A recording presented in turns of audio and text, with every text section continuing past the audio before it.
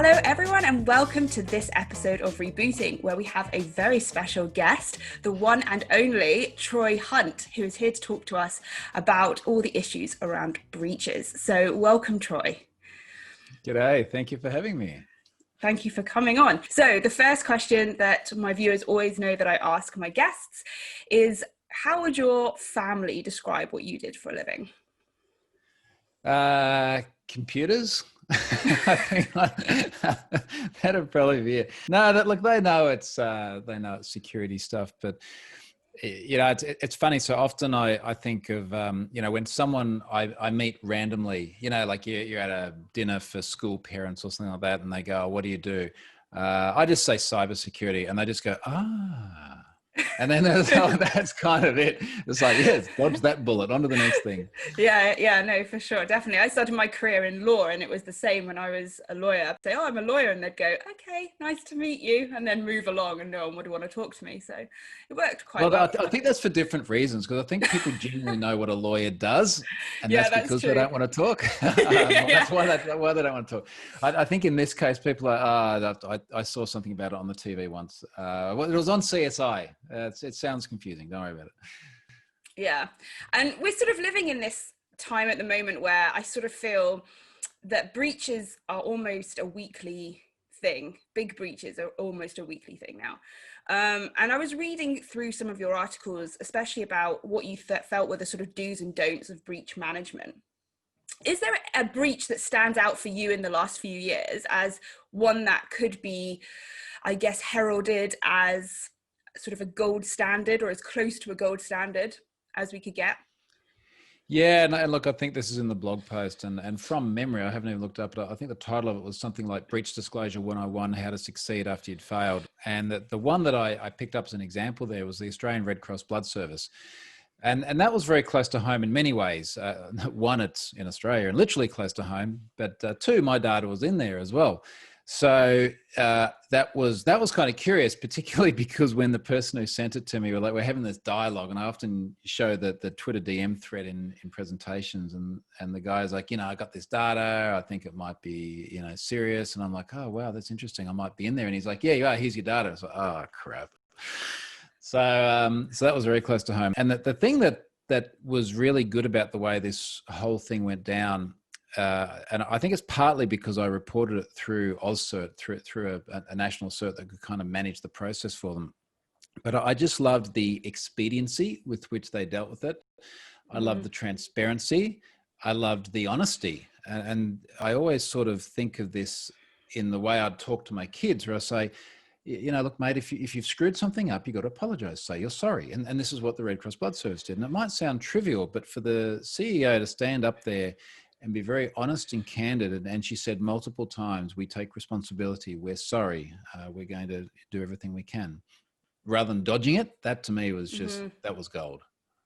Yeah, I think that's the key thing.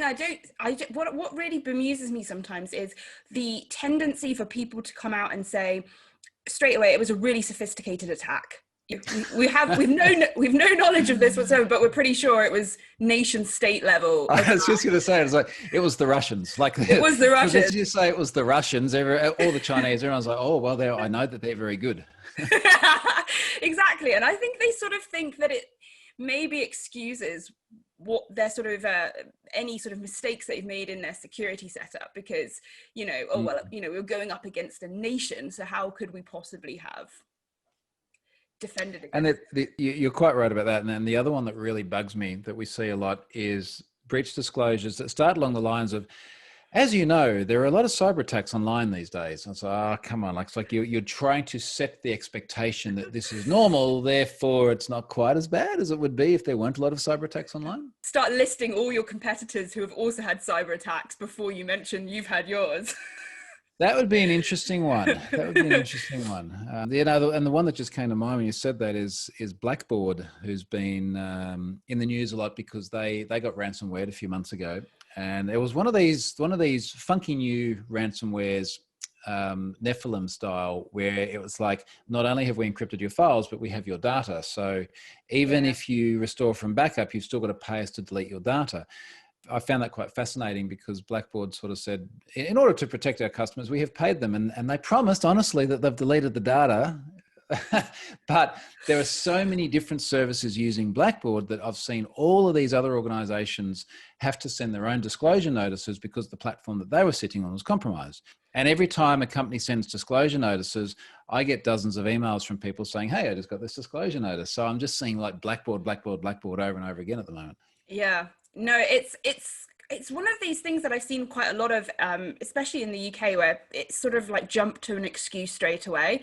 And one of the things I actually do in my professional life, not that this vlogging is not professional, my other side of my professional life, is running these simulations with boards. And what really strikes me is that instead of the questions being, how can we tell the public this really quickly, or how can we be as transparent as possible? It's, how can we hide this from the ICO? How can we hide this from the regulators? Is there a way we could lie and say it was this to the public?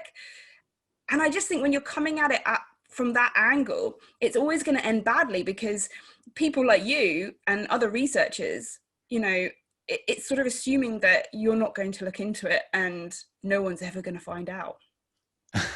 I love the ignorance of it. So, I immediately thought of a blog post I wrote, which, and I'm looking it up as I read this, so I remember the stages, but it's like the 5 stages of data breach grief. And it's like the Kubler-Ross process of mourning, you know, like when someone dies. And I did this, and this will take us back closer to your home back in the UK as well. I did this after the AA, which is, for people not in the UK, was like your automobile association, right? So you break down the side of the road, they come and fix it.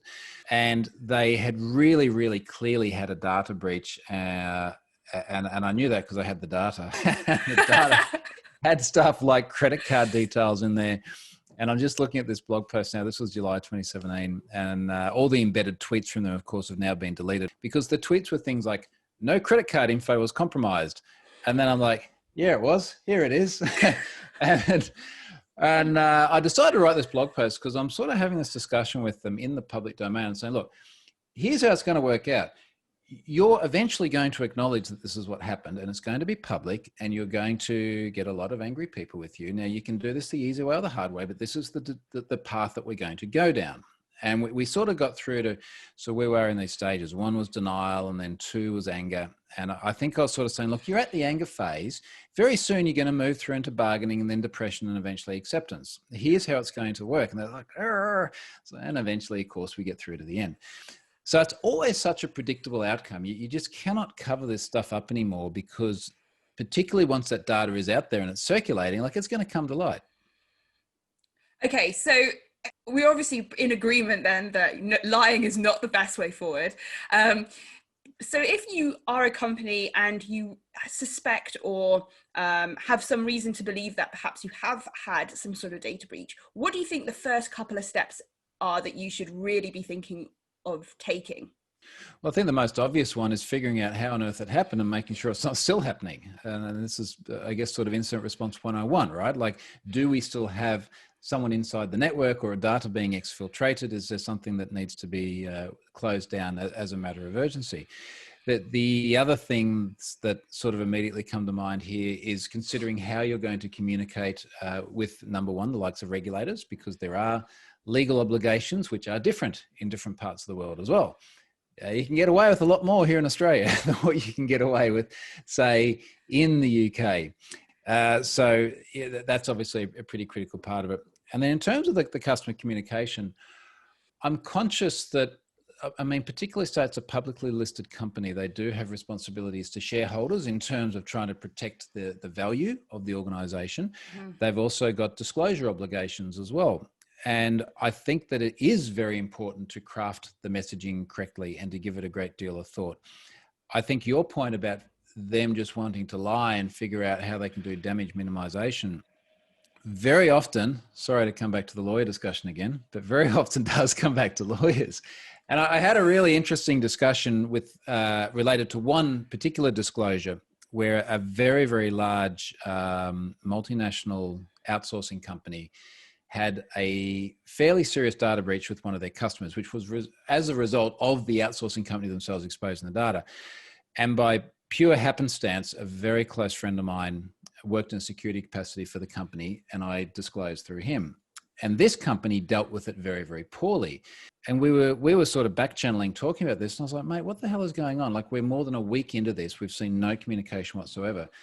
And he said, look, it's literally lawyers sitting around the table trying to figure out how to do damage minimization. And I think he either said lawyers or people in suits, which as far as I know is pretty similar. Yeah. Pretty synonymous with each other there, I think. Yeah. I think that's the other issue, because I don't know what it's like in Australia, but I was talking to a lawyer recently who was saying that in the UK, if you are one of the individuals whose data was lost by a company, you don't actually have to show any financial loss whatsoever coming from the breach. You just have to show distress or anxiety was caused to you in order to claim a financial amount against the company. So what's happened in the UK is this what we would call, I don't know how you would refer to it, but the slip and trip lawyers that used to make these claims have now jumped on data breach sort of claims and run these sort of quite sort of, well, we'll see if it works, kind of claims against these companies, but in mass. So yes, you may only get £100, but if you have 1 million customers, that's a big sum of money that has to be paid out. Yeah, and it's interesting because this almost kind of flips the discussion 180 degrees, where we kind of started with companies being irresponsible, and now we're at the point where frankly, I think very often customers are irresponsible. So I get a lot of emails from lawyers, particularly in the US, because America, and they want to mount class actions, and they want to talk to me because obviously they're trying to figure out, like, how do these data breaches happen? Was the company irresponsible? What should they have done differently? And I've sort of said on multiple occasions, with the caveat that I'm in no way a lawyer, but I've said, like, what is the damage to the individual that you're sort of claiming against? And they're like, so has their identity been stolen, and can you actually trace it back to this being the catalyst that led to that? And then that has caused them expense and so on. And it very often comes back to, they're just sad.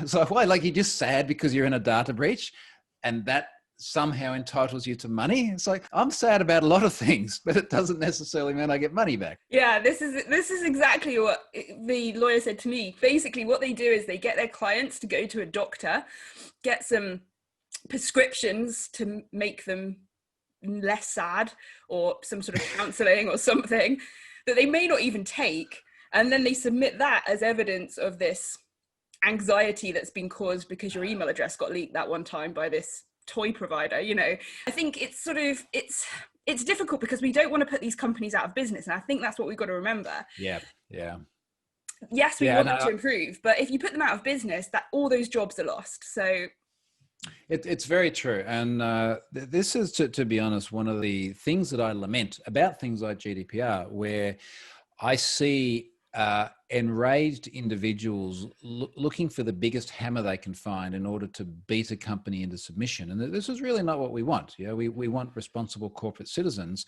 and we certainly want to see penalties. And I'd much rather see stronger regulatory penalties than something along the lines of consumers managing to mount spurious cases. And let's face it, in most cases, it is. I don't want to see companies, let's say it's Adobe. I was in the Adobe data breach. I don't want to see Adobe go broke. I like using Adobe software. It's okay. There's a few things I make I'm not real happy about, but for the most part, I want the company to survive. So I just, I hope we don't see too much more of that, or I hope it doesn't get too much more traction. But I fear that the more power we put back in consumers' hands as well, that's one of the risks that we run. Right. And do you think as a security community, and on Twitter and on social media, there's a bit of a tendency sometimes, I feel, that everyone jumps on a breach and starts criticizing left, right, and center about all the different things that happen. And I'm not sure that it always paints our community in the best light to other companies. It's interesting. It's, even the sense that our community tends to get tarred with the same brush. I mean, I've certainly had many cases before where people have said, I might see a ridiculous response from an organization on Twitter, and I'll take that and I'll run with it, and I might turn to a blog post or something.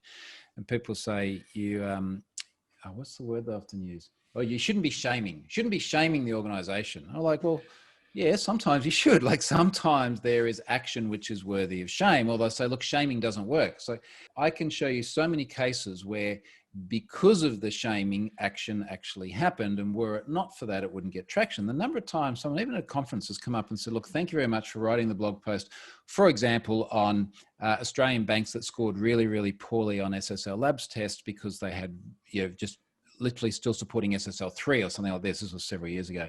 And as soon as you wrote about it, there was actually impetus to affect change. So I think you've got to be sort of cautious about the causes that you pick. I don't think that sort of running around, jumping up and down because an organization limits passwords to 40 characters max and you really want 64 or 128 or some other, like spurious or crazy example is really going to be that productive.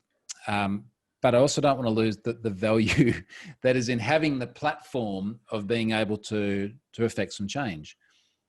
Yeah, definitely. So we sort of started off blaming the companies, and then we sort of talked about the consumers and sort of clients. So I want to just touch back on that for a second, because a few situations have arisen in the last few years where at least part of the culpability sits with the consumers, in terms of terrible passwords not enabling 2FA or MFA or whatever.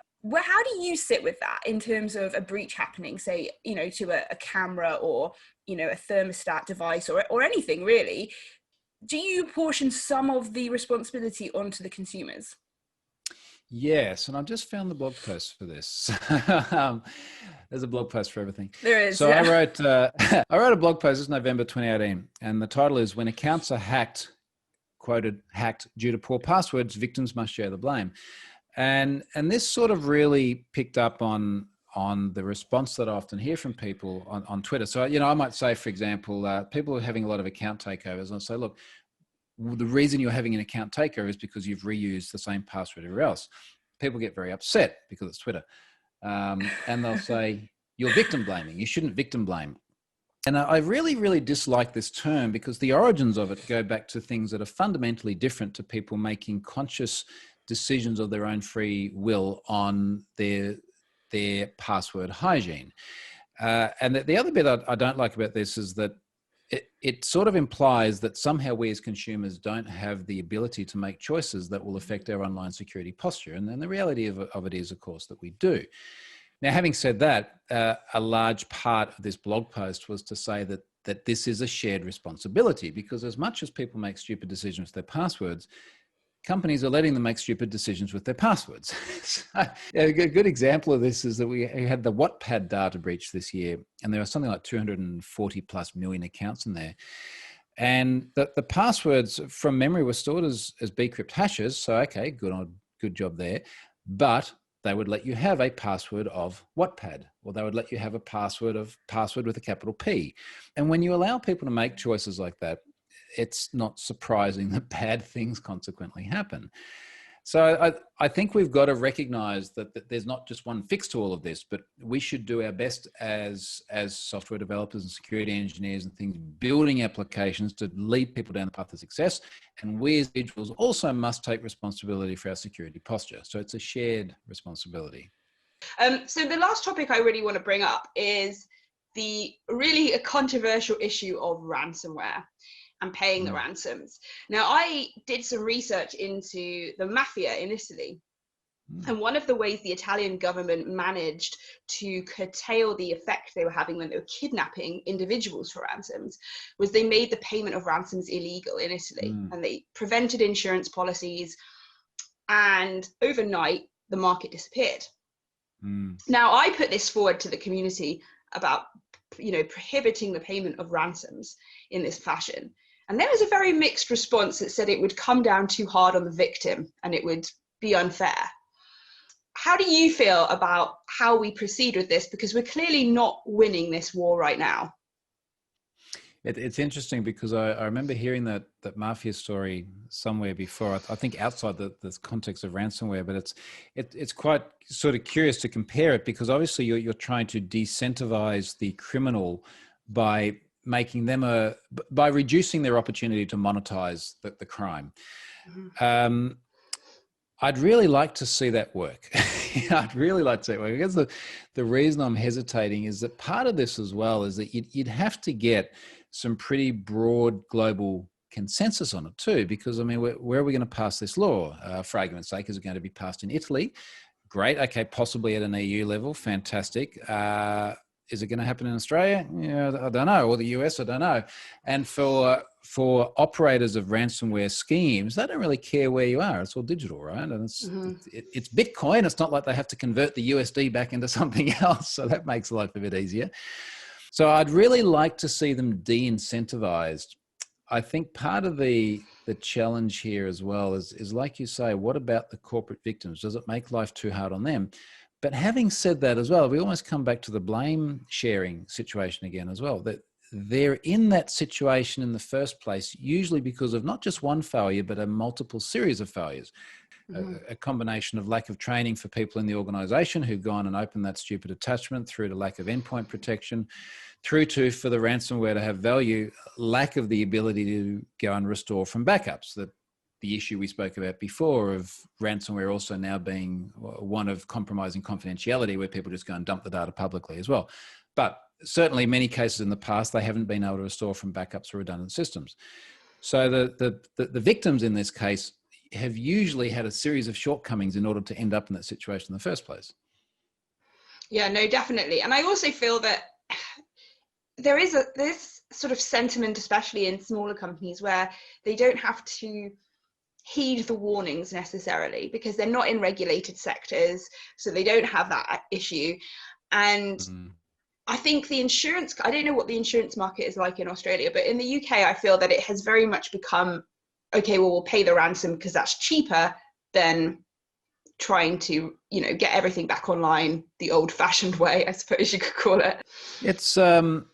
It's interesting when we talk about smaller organizations. So I was sitting in a dentist a few years ago, just at the point the penny was dropping that they'd been ransomware and they couldn't recover. And I just remember there was like the IT guy who was an external guy, because it was just a normal little dentist surgery. He was in there and he's looking at the machine. He's like, oh, this isn't good. And I just remember him going to a cupboard where they'd said the backups were. So inevitably some sort of external backup device. And he's like, this isn't turned on, right? And the penny was just dropping for this dental surgery, that they had lost a whole bunch of data, which I assume would be patient data in a dental surgery. So I'm sympathetic to an organization like that, because I don't think that they would have thought through the process of ransomware. But had the IT guy thought through the process, like, is he the one who was responsible for this? Should he have done this better? But we sort of keep coming back to this point of where does the responsibility lie, and how reasonable is the expectation that this would have been thought through for a small business like that? Right. And I think we see that in places like hospitals as well, because they have MRI scanners or CAT scanners or sort of technology that their IT team probably doesn't have a lot of control over in terms of updates and in terms of how it functions. So then the responsibility has to shift onto the manufacturers of those scanners or whatever pieces of equipment. So I think it's like, what I'm sort of coming to realize from this conversation is I think everybody in the process has a little piece of responsibility here. Yeah, and we keep coming back to this theme, don't we? The shared responsibility theme. I like that. It feels like a very inclusive position to be in it together. That's a We're all nice in hashtag. It together. Oh, that's the theme at the moment, isn't it? Yeah. Yeah, well, that was really fascinating. Where can people go to follow you, watch your content, and keep up to date with what's going on? Twitter, Troy Hunt. Pretty much everything goes through Twitter in one way or another, and of course, troyhunt.com. And all of the various things that I do tend to end up there. Yeah. And you can also check out his videos that he puts on his website as well, which are really good, the weekly updates. I don't know how you do a weekly video. I just have no clue how you have the discipline to do that. Just ticked over 4 years, particularly the number of things I've had going on in my life in recent times, like how I've managed to actually do 4 years without missing a week. I don't know, but insane. It grounds me. Let's say that. I do very much like your setup with the purple lighting, though. May have to. Well, and it's all just a button press, right? Like I can go no lights like this, and then I can go white lights like this, and then they'll come on. Depending on like how professional I want to be or how serious I want to be. But I always thought, the purple lights, that people would just think, it's a little bit childish or something like that. But every time I come back to this lighting, people are like, that's awesome, don't turn it off. So, yeah, here no, we it are. definitely does look, it does frame you nicely. Anyway, thank you so much for coming on the show. And yes, all the links from the show will be in the comments below. And don't forget to like and subscribe. Thank you very much for watching.